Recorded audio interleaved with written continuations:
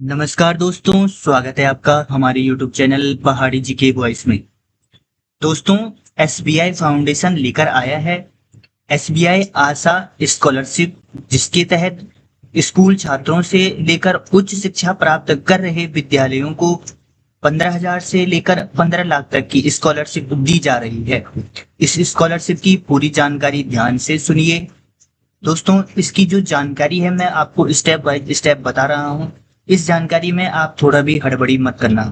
मैं ये जानकारी आपको इसलिए बता रहा हूँ कि जो आर्थिक रूप से कमजोर होते हैं या मतलब काफी परेशानियां होती हैं, जिसके धन का अभाव हो जाता है और मेधावी छात्र हैं, तो उनके लिए ये बेहद महत्वपूर्ण है, जो उनकी आर्थिक सहायता में काफी मदद करेगा। तो सबसे पहले शुरू करते हैं दोस्तों। यहाँ पर दिखा है स्कूल स्टूडेंट क्लास 9 से 12 तक। तो क्लास 9 से 12 तक के जो छात्र हैं दोस्तों, उनको स्कॉलरशिप की जो राशि है वो 15,000 मिलने वाली है। दोस्तों, जो इनकी पात्रता होनी चाहिए, पिछली कक्षा में कम से कम 75% अंक या सीजीपीए में 7.5 आवश्यक है। 75% अगर इनके अंक होंगे तो तभी ये इसके लिए एलिजिबल होंगे। दोस्तों, ध्यान से एक बार इसको सुन लेना, तब उससे आपको कोई भी समस्या नहीं होगी। तो तभी आप मतलब कहीं आप कमेंट करोगे कि क्या एलिजिबिलिटी चाहिए, क्या चाहिए, तो उसमें उतना मैं आपको बता नहीं पाऊंगा जितना मैंने वीडियो के माध्यम से आपको बता रहा हूँ। तो एक बार सुन लीजिए, ठीक है। 9 से 12 तक के स्टूडेंट, ये है स्टूडेंट 9 से 12 तक के 15,000 इनको स्कॉलरशिप मिलेगी। कम से कम इनकी जो पात्रता है 75% अंक और सीजीपीए में 7.5 आवश्यक है। अगर SC ST के लिए अगर छात्र हैं तो 65% उनका होना चाहिए। 9 से 12 में किसी भी कक्षा में 9, 10, 11, 12, ठीक है। उनका क्या होना चाहिए 60%। और फॉर PWD में अगर कोई मतलब PWD है तो 60% उसका होना चाहिए। तो इस हिसाब से इनको 15,000 रुपये क्या कहते हैं स्कॉलरशिप दी जाएगी।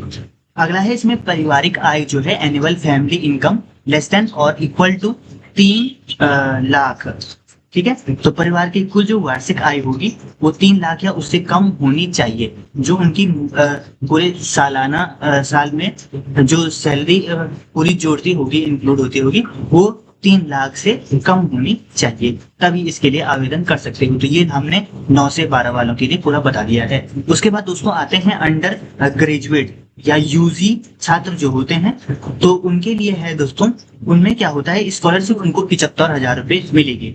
पात्रता पिछले शैक्षणिक वर्ष, ठीक है। तो पिछले शैक्षणिक वर्ष में क्या होना चाहिए, न्यूनतम 75% अंक या 7.5 सीजीपीए।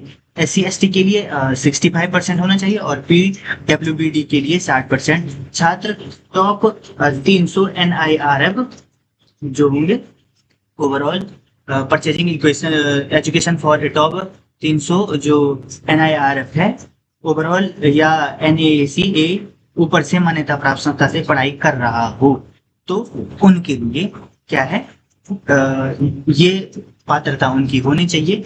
कहीं भी है, चाहे वो ये अंडर ग्रेजुएट के अंतर्गत, तो उनको 75,000 रुपये ये क्या मिलेगा इनको, वो 75,000 रुपये इनको स्कॉलरशिप मिलेगी। दोस्तों, इनकी पारिवारिक आय जो है, पारिवारिक आय इनकी वार्षिक में 6 लाख रुपए या उससे कम होनी चाहिए। उसके बाद आता है अगला आपका पोस्ट ग्रेजुएट। पोस्ट ग्रेजुएट में क्या है आपका, पोस्ट ग्रेजुएट में स्कॉलरशिप जो मिलेगी 1,50,000 मिलेगी। इसके लिए जो पात्रता है पिछले वर्ष में कम से कम 75% अंक और मार्क होने चाहिए और मिनिमम जो सीजीपीए है या 75 पॉइंट सीजीपीए होने चाहिए। दोस्तों, जिनका मार्क में है तो उनका मार्क्स में 75% चाहिए और जिनका सीजीपीए में आता है ग्रेड में उनका 7.5 होना चाहिए। और SC ST के लिए ये अलग से और PWBD के लिए भी ये अलग से 65% और 60% होता है, ठीक है। एनुअल कम से कम 6 लाख से कम इनकी होनी चाहिए। उसके बाद आता है मेडिकल में। मेडिकल में क्या है दोस्तों, स्कॉलरशिप आपकी पूरी 2 लाख रहने वाली है। पात्रता 75% अंक या 7.5, ये सेम ही है लगभग सब में। तो इनकी जो लेसन आई है एनुअल में ये होनी चाहिए और वर्तमान या पिछले वर्ष का जो वैध नीट स्कोर कार्ड इनके पास होना चाहिए। ठीक है, यहाँ पर साफ साफ लिखा हुआ है कि नीट स्कोर कार्ड जो है process a valid NEET score for the current previous academic year में होना चाहिए। ठीक है, और उसके बाद जो पारिवारिक आय ये 6 लाख सब कम होनी चाहिए, 6 लाख तक हो। ठीक है, इसके बाद आते हैं दोस्तों आईआईटी छात्र जेई एडवांस के, उनके लिए भी यहाँ स्कॉलरशिप की व्यवस्था है। उनको 2 लाख रुपए सैलरी वो स्कॉलरशिप मिलेगी इसमें। ठीक है, स्कॉलरशिप मिलेगी उनको, और उनकी जो पात्रता है दोस्तों वो है आपके देश के 23 आईआईटीज में अध्ययनरत छात्र जो हैं 75% अंक या 7.5 सीजीपीए या SC/ST 65%, पीडब्ल्यूबीडी 60% और वैध जेई जो एडवांस होते हैं जेई एडवांस, तो उनका स्कोर कार्ड उनके पास होना चाहिए। ऐसा नहीं कि क्या करते हैं कि काफी लोग फर्जी भी कर लेते हैं कि हम ये कोर्स कर रहे हैं, लेकिन इसके लिए प्रूफ देना होगा आपको कि फर्जी कर रहे हैं तो स्कोर कार्ड आओ। तो इसलिए आपको ये चीजें भी बताई गई हैं। तो आप अगर एलिजिबल है तभी इस फॉर्म को भरना, अन्यथा इस फॉर्म को मत भरना। ठीक है, उसके बाद आता है दोस्तों IIM स्टूडेंट, इनके लिए 5 लाख आपका स्कॉलरशिप है। पात्रता देश में 22वीं IIMS में क्या होना चाहिए, अध्ययनरत छात्र होना चाहिए और आपका 75% मार्क होने चाहिए, 7.5 CGPA और 65 ये तो सेम है, और एनुअल इनकम 6 लाख से कम या 6 लाख होनी चाहिए। अब आता है दोस्तों जो विदेश में पढ़ाई कर रहे हैं, मैं आपको पूरे हिंदी में समझा रहा हूँ, इंग्लिश में तो यहाँ पर लिखा हुआ है पूरा, कोई दिक्कत नहीं है, लेकिन जिस भाषा में ज्यादा ही समझ आएगा तो वही मैं समझाऊंगा आपको सब कुछ, क्योंकि काफियों को इसमें प्रॉब्लम होगी और काफियों को इससे फायदा होगा। तो मैं सबके अंडर में इसको पढ़ा रहा हूँ, क्योंकि इंग्लिश में लिखा हुआ है तो इंग्लिश में उस हिसाब से भी पढ़ सकते हैं, और हिंदी में तो मैं बोल ही रहा हूँ। ठीक है दोस्तों, तो जो विदेश में पढ़ रहे हैं उनके लिए भी कम से कम ये लगा लो कि 15 लाख रुपए सैलरी रहने वाली है। और दोस्तों ये क्या है, केवल भारतीय नागरिकों के लिए है, इंडियन नेशनल्स ओनली। और जो आपका CGPA होना चाहिए कम से कम 7.5 होना चाहिए, 75% आपके मार्क कम से कम होनी चाहिए, और ये SC/ST के लिए, PWD के लिए ये इस प्रकार से दिया हुआ है। उसके बाद दोस्तों जो आपका टॉप 200 यूनिवर्सिटी में जो एडमिशन या ऑफर लेटर होना चाहिए आपके पास, QS टॉप 200 यूनिवर्सिटी में एडमिशन ऑफर लेटर आपके पास होना चाहिए, और GRE, GMAT, MCAT, LN, और लास्ट में क्या होना चाहिए आपके पास, स्कोर कार्ड आपका वैध होना चाहिए, और आपकी जो पारिवारिक आय है तो वो कम से कम 6 लाख या 6 लाख से कम होनी चाहिए, तभी आप इसके लिए आवेदन कर सकते हैं। आवेदन के लिए पिछली कक्षा की मार्कशीट आपको एक चाहिए, आय प्रमाण पत्र चाहिए, आधार कार्ड, पहचान पत्र, bank passbook, passport size photo, और कॉलेज स्टूडेंट की फीस रसीद या एडमिशन प्रूफ तैयार रखें। अब दोस्तों आवेदन कैसे करना है वो मैं आपको डिटेल वाइज बताने वाला हूँ। सबसे पहले दोस्तों आपने क्या करना है, यहाँ पर आपको अप्लाई नाउ का ऑप्शन दिखाई दे रहा होगा, तो आपको क्या कर देना है, यहाँ पर अप्लाई नाउ पर क्लिक कर देना है। जैसे ही आप यहाँ पर क्लिक करोगे दोस्तों, यहाँ पर आया है फर्स्ट नेम, यहाँ पर अपना फर्स्ट नेम डाल देना है, यहाँ पर डालना है अपना लास्ट नेम। ठीक है, ये डालने के बाद यहाँ पर आपको ईमेल आईडी डाल देना है, यहाँ पर एक पासवर्ड बना देना है, एक स्ट्रॉन्ग पासवर्ड बना देना है, यहाँ पर उसको फिर से डाल देना है। फिर करना है I agree the SBI Asha scholarship stream जो प्राइवेट पॉलिसी है इसकी, ये हम एग्री हैं इससे, और you can send an promotion, यहाँ पे भी आप टिक कर देना, और फिर क्रिएट अकाउंट कर देना। तो जैसे ही आप क्रिएट अकाउंट पर क्लिक करोगे, उसके बाद दोस्तों आपके पास इस प्रकार का इंटरफेस आएगा। क्रिएट अकाउंट पर आने के बाद दोस्तों क्या होगा, आपकी ईमेल आईडी पर OTP जाएगा, OTP को आपको वहां पर सबमिट कर देना है। सबमिट करने के बाद सीधे आपके पास इस प्रकार का इंटरफेस आ जाएगा। अब क्या करना है दोस्तों, जिन्होंने इसके लिए पहले आवेदन किया था या ऑलरेडी आवेदन किया था, तो वो रिन्यूअल ऑफ स्कॉलरशिप पे चले जाएंगे। तो यहाँ पर आपको क्या होगा कि जो भी आपका डाटा होगा वो पहले से ही सब फीड हुआ होगा, तो रिन्यूअल करना है, इसमें कुछ चेंज वगैरह करने होंगे और कुछ नहीं है। उसके बाद जो फ्रेशर है जो अब इसको भर रहे हैं, तो उनको क्या करना है, स्टार्ट नाउ पर यहाँ पर क्लिक कर देना है। अब स्टार्ट नाउ पर जैसे ही वो क्लिक करेंगे, दोस्तों जैसे आप ग्रेड फर्स्ट पर क्लिक करोगे तो जैसे ही ये इंटरफेस आपके सामने आएगा, तो यहाँ पर देखो इसके 10 स्टेप पूरे होंगे। 10 स्टेप में सबसे पहले स्कॉलरशिप डिटेल होगा, उसके बाद पर्सनल डिटेल सेकंड में आएगा, एड्रेस डिटेल थर्ड में आएगा, education, family detail, reference detail, bank detail, additional detail, document detail और वेरीफाई योर डिटेल। तो इस प्रकार से आएगा। आपको सबसे पहले दोस्तों क्या करना है, यहाँ पर लिखा हुआ है कि आप किसके लिए, मतलब आपने यह प्रक्रिया स्टेप फर्स्ट में है। अब स्टेप फर्स्ट में है तो आप लोग अपनी पढ़ाई के हिसाब से इसमें चुनना है। अब जैसे सपोज मैं स्कूल में हूँ जैसे, तो मुझे क्या करना है कि स्कूल वाले पे क्लिक करना है। जो अंडर ग्रेजुएट है वो अंडर ग्रेजुएट पे क्लिक करेंगे, जो पीजी में है वो पीजी में, जो मेडिकल में है वो मेडिकल में क्लिक करेंगे। इस प्रकार से सबसे पहले मैं क्या करता हूँ, स्कूल वाले पे क्लिक कर देता हूँ। दोस्तों जैसे ही मैंने स्कूल वाले पे क्लिक किया तो क्या हो गया, स्कॉलरशिप जो मुझे मिलेगी 9 से 12 तक, वो 15,000 रुपये मिलने वाली। ये क्वालिफिकेशन सब मैंने आपको बता दिया है। अब आपको कौन सी डॉक्यूमेंट चाहिए, आधार कार्ड एक चाहिए आपको, इनकम सर्टिफिकेट चाहिए, लेटेस्ट मार्कशीट चाहिए, बोनाफाइड एडमिशन प्रूफ चाहिए, ठीक है, और पासपोर्ट साइज फोटो और बैंक पासबुक चाहिए। तो आप अपने पास इतनी डॉक्यूमेंट रख लोगे। उसके बाद जैसे अगर यूजी के लिए चाहिए होगा, अंडर ग्रेजुएट डिग्री के लिए, उसमें भी आपको ये बता देगा कि ये चाहिए है, ठीक है। तो सब बता देगा, जिसका जो है वो वहां पर क्लिक कर देना। अब जैसे ही क्लिक करोगे आपको सेव और कंटिन्यू पर क्लिक कर देना है। दोस्तों जैसे ही सेव कंटिन्यू कर दोगे आपके पास इस प्रकार का इंटरफेस आएगा। यहाँ पर आपका फर्स्ट नेम ऑलरेडी फिल्ड होगा, लास्ट नेम ऑलरेडी फिल्ड होगा। आपको यहाँ पर अपनी डेट ऑफ बर्थ डालनी है, आपकी ईमेल आईडी भी ऑटो फिल होगी, और जो एनुअल फैमिली इनकम है वो भी आपको सही सही भर देनी है। तो यहाँ पर अपना फर्स्ट नेम, यहाँ पर अपना last name, date of birth, annual, email और फोन नंबर यहाँ पर लिख देना है। दोस्तों जैसे ही आप फोन नंबर यहाँ पर लिख दोगे उसके बाद यहाँ पर आपका व्हाट्सएप नंबर का आ जाएगा। यहाँ पर अल्टरनेट फोन नंबर डाल देना, यहाँ पर जेंडर डाल देना, यहाँ पर कास्ट जो कैटेगरी है वो डाल देना, जिसमें से जो भी है जेंडर में जो भी है वो डाल देना। और are you definitely aware you, अगर आप पीडब्ल्यूडी हैं तो आप यहाँ पर यस नो कर सकते हो, ठीक है। और पेटेंशियल स्टेट, ये स्टेटस में तो अगर आप सिंगल है तो single, both parents alive, ordinate other जो भी है यहाँ पर आपको ये डाल देना है।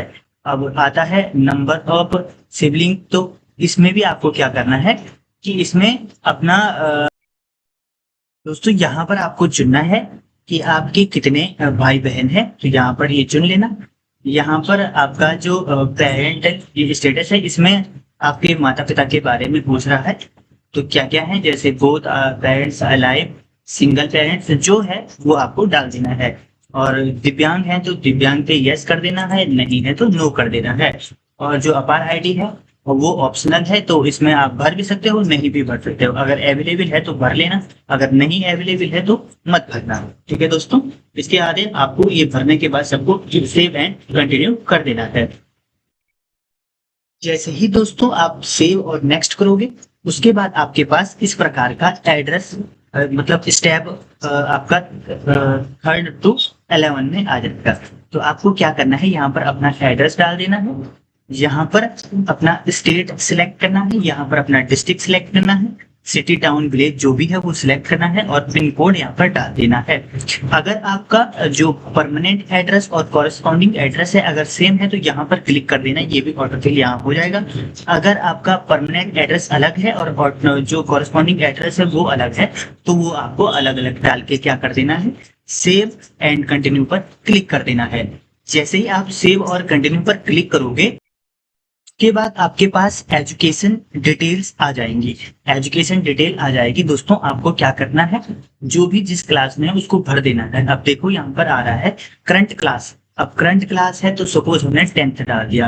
अब आता है स्कूल और स्टेट, तो स्कूल स्टेट अब जहां से भी हो, तो यहाँ इतने स्टेट बताए गए हैं, तो जो जहां से है वो उसको वहां से डाल देना। जैसे हम डालेंगे उत्तराखंड, अब स्कूल स्टेट हमने उत्तराखंड डाल दिया। स्कूल टाइप क्या है आपका, तो स्कूल टाइप गवर्नमेंट है, प्राइवेट है, गवर्नमेंट एडेड है, तो जो भी है आपका वो डाल देना। नवोदय विद्यालय है, केंद्रीय विद्यालय है, तो हमने डाल दिया गवर्नमेंट।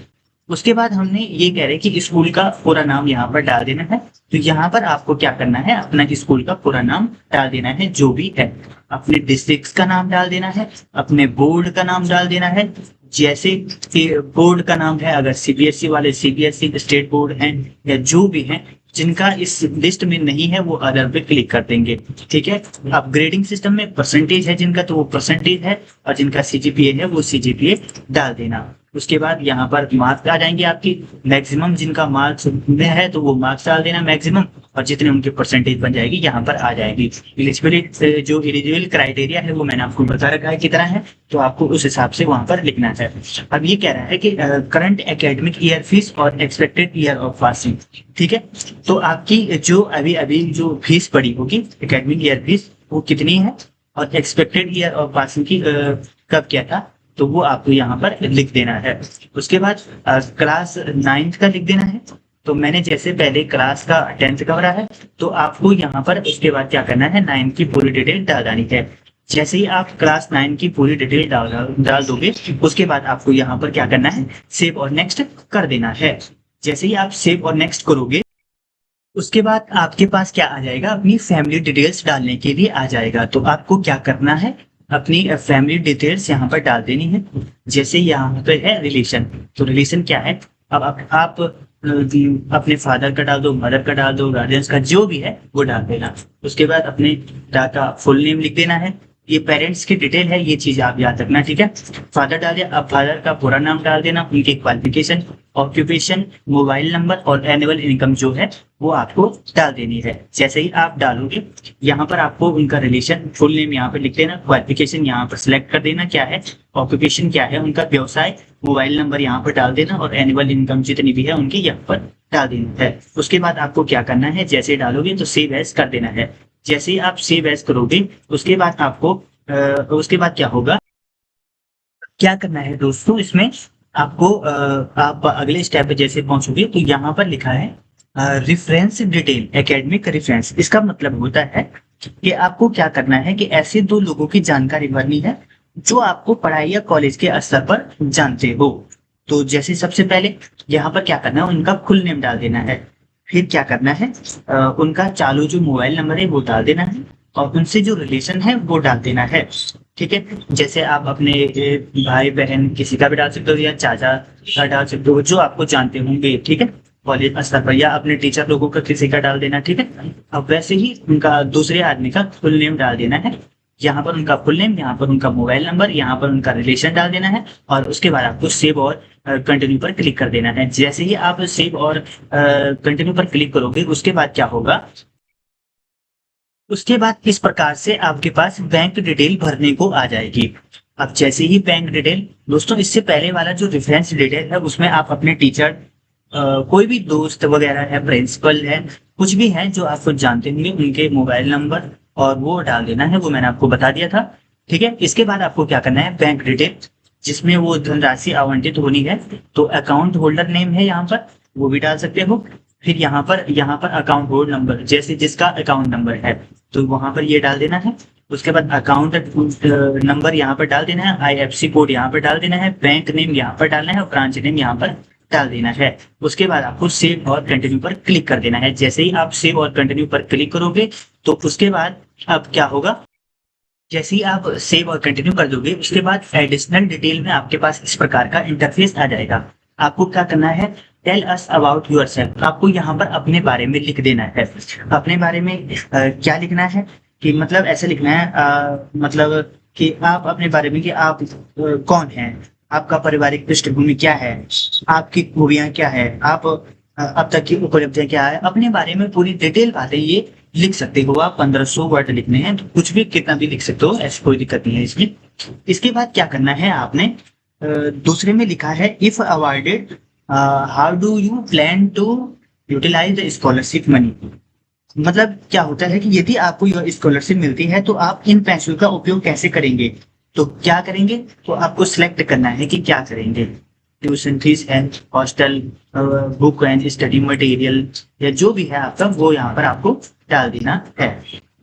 उसके बाद जैसे ही आप ये डाल दोगे, उसके बाद दूसरे वाले में क्या आएगा, have you received any government and private scholarship during the last academic year. तो इसका मतलब होता है कि क्या आपको पिछले शैक्षणिक वर्ष में कोई सरकारी या प्राइवेट स्कॉलरशिप मिली है, तो मिली है तो यस लिख दो, नहीं मिली है तो नो लिख दो। ठीक है। अब आता है share the name and amount of the scholarship received. इसका मतलब होता है कि जो आपको अमाउंट मिला है स्कॉलरशिप रिसीव का वो यहाँ पर लिखना है। ठीक है। और कौन से मिली है वो भी यहाँ पर लिख देना है। उसके बाद where did you hear about this scholarship. तो इसका मतलब होता है आपको इस स्कॉलरशिप के बारे में कहाँ से पता चला है।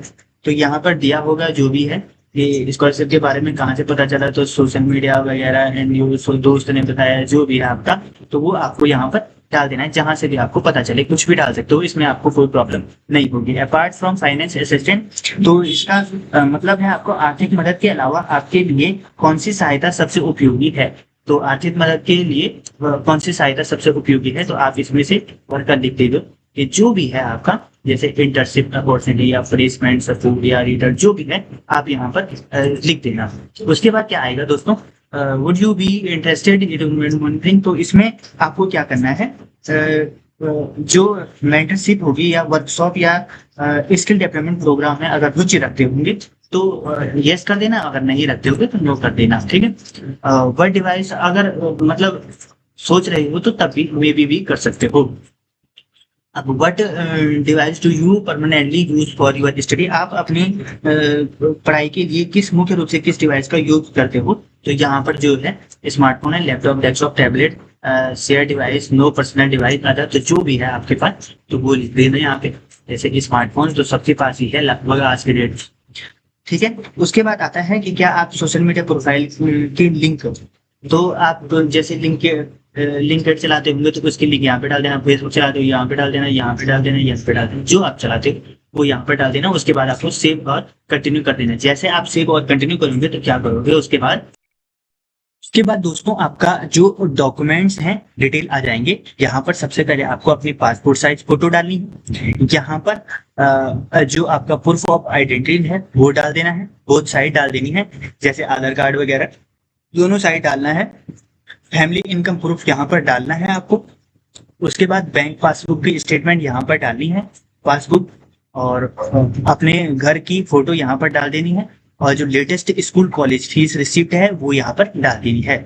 उसके बाद दोस्तों आपका आएगा स्टूडेंट आईडी प्रूफ बोनाफाइड, ये आपको कॉलेज से लेना होगा, ये वहां से मिल जाएगा और आपको यहाँ पर उसको अपलोड कर देना है। उसके बाद एकेडमिक रिकॉर्ड आएगा आपका, यहाँ पर 10th की मार्कशीट, यहाँ पर 12th की मार्कशीट, यहाँ पर आपका प्रीवियस क्लास मार्कशीट, जैसे सपोज आप 12th में है तो 11 की मार्कशीट यहाँ पर डालनी है। और फीस स्ट्रक्चर क्या होगा तो वो इसकी यहाँ पर रसीद आपको डाल देनी है। उसके बाद डेथ सर्टिफिकेट या डिवोर्स एफिडेविट इफ एप्लीकेबल, अगर आप एप्लीकेबल हैं तो तभी डालना, नहीं तो मत डालना। ठीक है।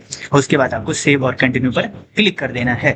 तो सेव, और जैसे ही आप सेव और कंटिन्यू पर क्लिक करोगे उसके बाद क्या होगा, तो जैसे ही नौवा वाला स्टेप आएगा तो यहाँ पर आपको वेरीफाई यूर डिटेल में अपने जो आधार KYC है उसको वेरीफाई करना है, फोन नंबर वेरीफाई करना है। उसके बाद आपके पास एक डिक्लेरेशन आ जाएगा और उसको सबमिट करके आपका फॉर्म फिल हो जाएगा। तो उसके बारे में मैं आपको बता रहा हूँ, पहले मैं ये वेरीफाइड डिटेल कर देता हूँ। जैसे ही वेरीफाइड डिटेल करूंगा उसके बाद क्या आएगा वो मैं आपको बताता हूँ। दोस्तों अब आपके पास ये लास्ट स्टेप आ जाएगा, इसमें आपको क्या करना है यहाँ पर लिखा हुआ है, तो मैं आपको इसको हिंदी में बता देता हूँ, तो आप समझ लो, सुन लो। मैं I declare that information provide, मैं घोषणा करती हूँ कि इस आवेदन में दी गई सभी जानकारी मेरी जानकारी के अनुसार सत्य, पूर्ण और सटीक है। गलत जानकारी देने पर मुझे अयोग्य ठहराया जा सकता है और दी गई स्कॉलरशिप वापस ली जा सकती है। तो बिल्कुल आपको यहाँ पर क्लिक कर देना है। उसके बाद दूसरे में लिखा है consent verify all information submitted part of mission SBI। इसमें लिखा हुआ है दोस्तों, मैं SBI फाउंडेशन या उसके अधिकृत प्रतिनिधियों द्वारा इस आवेदन के तहत दी गई जानकारी और दस्तावेजों के सत्यापन वेरिफिकेशन के लिए सहमति देता हूं। तो बिल्कुल देता हूं, यहाँ पर भी आपको क्लिक कर देना है। स्कॉलरशिप प्रबंधन वितरण और इससे जुड़ी जानकारी के लिए अपनी व्यक्तिगत जानकारी उपयोग की सहमति भी देता हूँ, जितने भी मेरी व्यक्तिगत जानकारी है। और उसके बाद I agree to SBI Asha term and condition, इसकी सभी शर्तों को मैं मानता हूँ।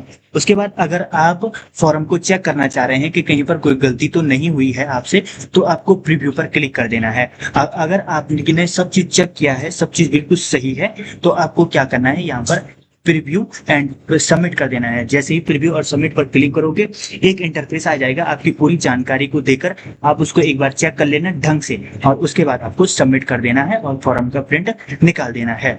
जैसे ही आप फॉर्म का प्रिंट निकालोगे, इसको अपने पास संभाल के रख देना है। तो दोस्तों, जो चारों चेक बॉक्स पर टिक करने के बाद नीचे जो प्रीव्यू सबमिट बटन पर क्लिक करें और अपने पूरे फॉर्म को प्रीव्यू अच्छे से चेक करें और फाइनल सबमिट कर दें। दोस्तों, इस तरह आप एसबीआई आशा स्कॉलरशिप 2026-27 के लिए सफलतापूर्वक ऑनलाइन आवेदन कर सकते हैं। याद रखें, आवेदन की अंतिम तिथि 4 सितंबर 2026 है, इसलिए समय रहते अपना फॉर्म जरूर भर लें। अगर आपको फॉर्म भरने में कोई भी परेशानी आए तो नीचे कमेंट करके जरूर पूछें। वीडियो पसंद आए तो इसे लाइक करें, अपने सभी दोस्तों और स्टडी ग्रुप में शेयर करें, और ऐसे ही लेटेस्ट एजुकेशन अपडेट के लिए हमारे चैनल पहाड़ी जीके बॉयज को सब्सक्राइब करना न भूलें। धन्यवाद।